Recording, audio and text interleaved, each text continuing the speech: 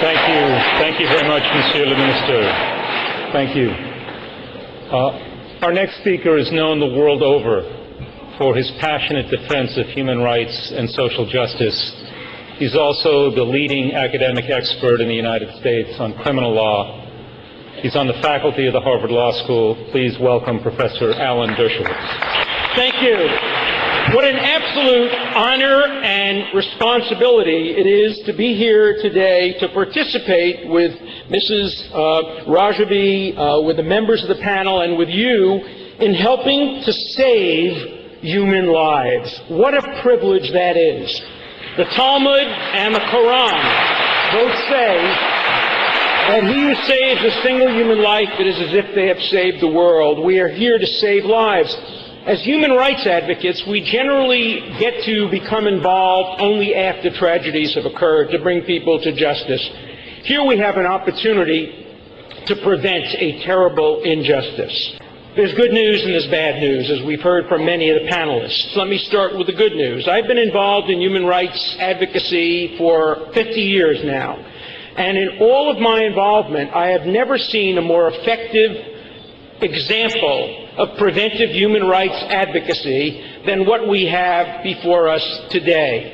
On paper, this has worked better than any other human rights project I have ever observed or been involved in. Just think about the progress that's been made over the past year. Many of our demands have been met, at least in theory. Our efforts have now reached the highest level in the State Department. I had the privilege of actually speaking to the President of the United States, President Obama, recently about this matter. I'm not free to disclose precisely what he said to me, but I can tell you that he was very deeply involved in this. He knew the facts very well, and he was very sensitive to the concerns and to the responsibilities of the United States. I had occasion to speak to the chief prosecutor in The Hague about this matter, and he too, although he has no jurisdiction over either Iraq or Iran, reminded me that, of course, the failure to satisfy responsibility and the failure to prevent a massacre when there's an opportunity to do so may constitute an international war crime. He too is sensitive to these issues. Mrs. Rajavi and you deserve much credit for demonstrating that human rights advocacy can prevent humanitarian disasters. In fact, I see this project as a model of how human rights advocacy can save lives, and I'm looking forward to the day when I can invite Mrs. Rajavi to the United States to speak to my class at Harvard Law School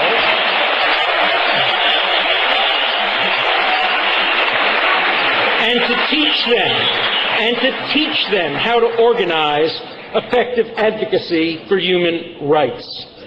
But there's bad news. And the bad news is the new reality in Iraq, reflected by headlines in today's International Herald Tribune. According to Iraqi militants, Prime Minister welcomes group with close ties to Iran and a violent record. The Shiite government of Prime Minister Maliki is welcoming the militant group into Iraq's political system, the militant group Asayib al-Haq, which is a surrogate for Iran. We simply cannot trust the current Iraqi government to protect the 3,000 and more people at Camp Ashraf. We just can't trust them. We've seen deaths and injuries since the United States militarily left, and we see the government always blaming it on other people. And we must get this organization delisted immediately as a matter of law, as a matter of fact, and as a matter of morality. I had the occasion this week to speak to Elie Wiesel,